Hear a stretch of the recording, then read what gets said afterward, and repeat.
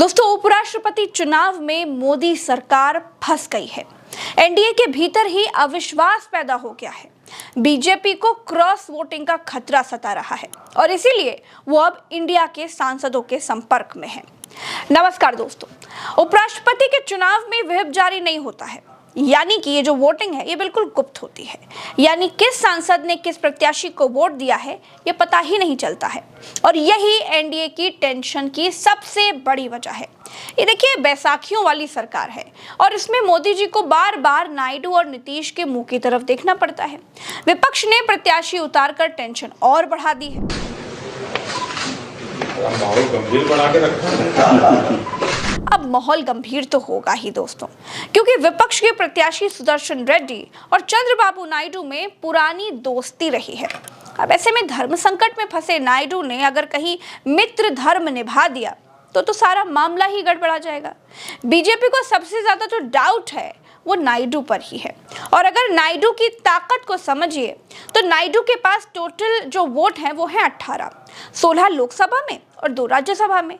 ऐसे में नायडू एक बहुत इंपॉर्टेंट फैक्टर है। लोकसभा में जब अमित शाह 130वां संविधान संशोधन बिल लेकर के आए तो विपक्ष ने एक झटके में हवा निकाल दी और सीधे सीधे कह दिया कि ये बिल तो नायडू को डराने के लिए लाया गया है। This bill is to target the opposition ruling government. This bill is to threaten the people like Nitish Kumar and Chandrababu Naidu. This bill is to blackmail everybody.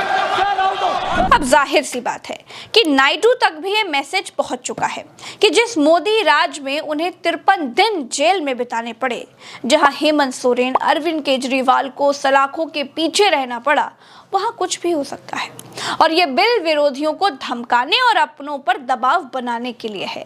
लेकिन दोस्तों, नायडू बिल्कुल चुप हैं, बहुत साइलेंट है और उनकी यही चुप्पी भाजपा को बहुत परेशान कर रही है। दरअसल दोस्तों, उपराष्ट्रपति के चुनाव में जो पूरा गेम है वो सिर्फ 30 से 32 सांसदों का ही है। तो अगर इधर से उधर इतने सांसद हो गए तो खेल पलट गया समझिए। क्योंकि दोस्तों, जो मौजूदा नंबर है ना, उसके मुताबिक एनडीए के पास 422 सांसदों का सपोर्ट है और इंडिया के पास 360 सांसदों का सपोर्ट है। जीत के लिए जरूरी है 392, यानी कि 392 वोट जिसे मिल जाएंगे वो जीत जाएगा। और अब जरा आंकड़ों की तरफ देख लेते हैं, उन्हें भी समझने की कोशिश कर लेते हैं।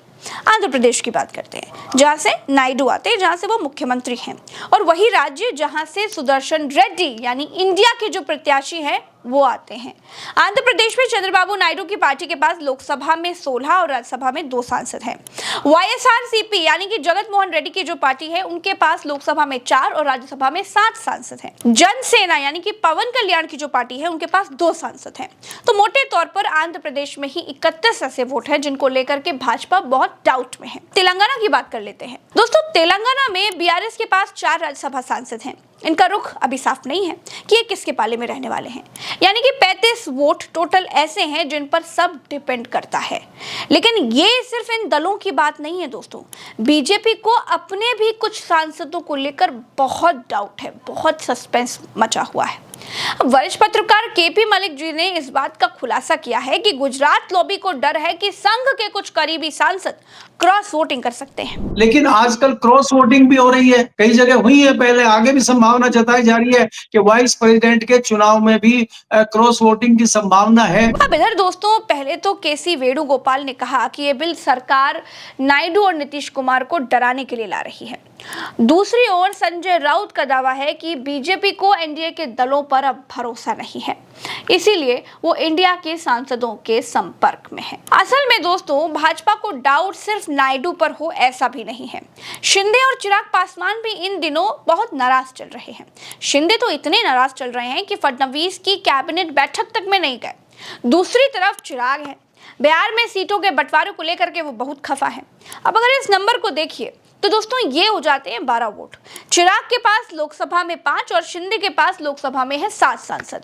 और शायद इसीलिए संजय राउत भी दावा कर रहे हैं कि भाजपा वोटों के जुगाड़ में लगी हुई है। इतना ही नहीं दोस्तों, 4 दिन पहले लाल किले पर भाषण देते हुए जो मोदी जी कांग्रेस के नेताओं को पापी बता रहे थे, वो आज कह रहे हैं कि कांग्रेस के युवा सांसदों में बहुत दम है।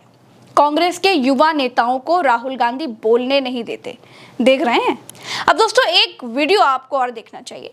संसद के बाहर भाजपा के सांसद राजीव प्रताप रूडी और राहुल गांधी दोनों हाथ मिला रहे थे। अब बीते दिनों वो कॉन्स्टिट्यूशनल क्लब ऑफ इंडिया का चुनाव हुआ था और ये दावा है कि उसमें विपक्ष ने रूडी की मदद की थी। रूडी जीत भी गए थे। तो क्या रूडी अब इस कर्ज को उतारने की कोशिश करेंगे? और अगर बीजेपी में ही मोदी शाह से नाराज सांसदों का मन बदला तब तो बीजेपी को मुंह की खानी पड़ जाएगी। इसीलिए शायद मोदी जी को सब कुछ बहुत गंभीर लग रहा है।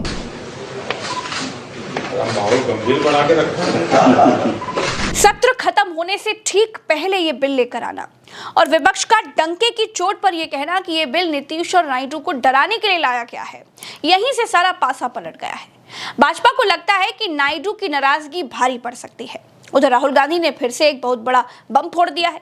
राहुल गांधी ने पूर्व उपराष्ट्रपति जगदीप धनखड़ के बारे में पूछ लिया है कि आखिर वो हैं कहां, वो कुछ बोल क्यों नहीं रहे। The day the vice president was resigned, I think Venugopal ji called me and said, vice president is gone.